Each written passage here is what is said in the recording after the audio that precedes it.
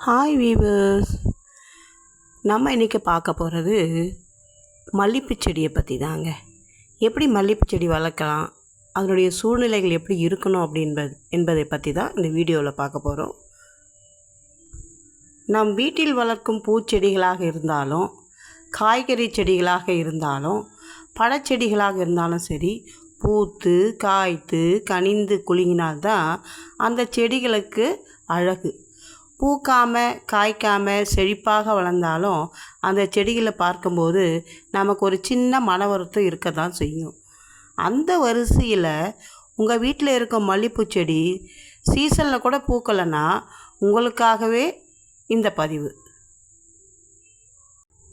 இந்த சின்ன சின்ன டிப்ஸை ஃபாலோ பண்ணாலே போதுங்க, இது வரைக்கும் பூக்காத செடி கூட கொத்து கொத்தாக பூத்து குலுங்கும் என்பதில் சந்தேகமே இல்லை.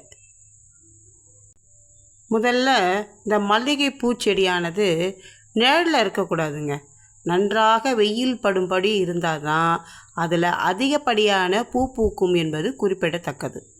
உங்கள் பால்கனியில் மல்லிகை பூச்செடி தொட்டி இருந்தாலும் அந்த செடி சிறிது நேரம் சூரிய வெளிச்சத்தில் நேரடியாக கட்டாயம் கொஞ்ச நேரம் இருக்க வேண்டும்.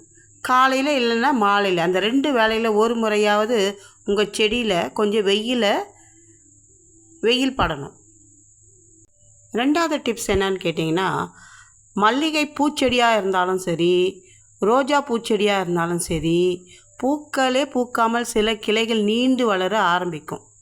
குறிப்பாக இந்த ரோஜா செடிகளை பார்த்திங்கன்னா 7 இலைகள் கொண்ட கிளைகள் இப்படி வளர்வது வழக்கம்.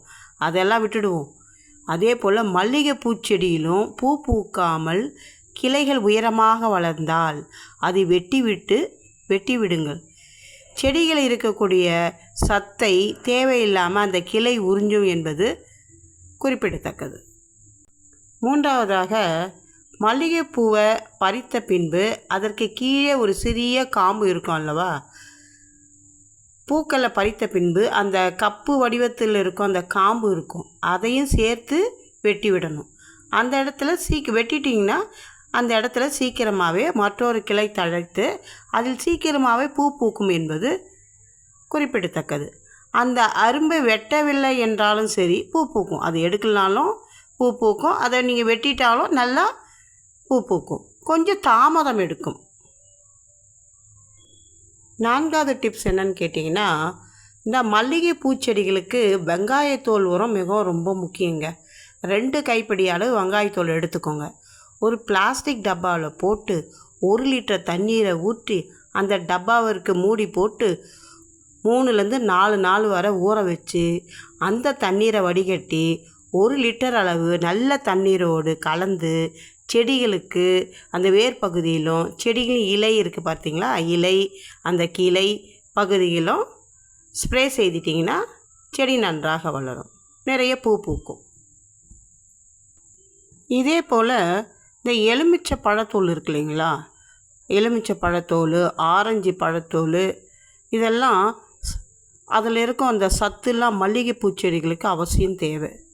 எலுமிச்சை பழத்தோலையும் ஆரஞ்சு பழத்தோலையும் துண்டு துண்டாக வெட்டி ஒரு பிளாஸ்டிக் டப்பாவில் போட்டு 1 லிட்டர் அளவு தண்ணீர் ஊற்றி ஊற வைத்து 5 நாள் கழித்து அந்த தண்ணீரை வடிகட்டி 1 லிட்டர் நல்ல தண்ணீரோடு கலந்து அதன் பின்பாக உங்கள் செடிகளுக்கு நீங்கள் ஸ்ப்ரே செய்து விடணும். இந்த தண்ணீரை தாராளமாக ஒரு சிறிய கப்பளவு வேர்பகுதியில் ஊற்றலாம். உங்களுக்கு பிடிச்சிருந்தால் லைக் பண்ணுங்கள், ஷேர் பண்ணுங்கள், கமெண்ட்ஸ் பண்ணுங்கள், சப்ஸ்கிரைப் பண்ணுங்கள். தேங்க்ஸ் ஃபார் வாட்சிங்.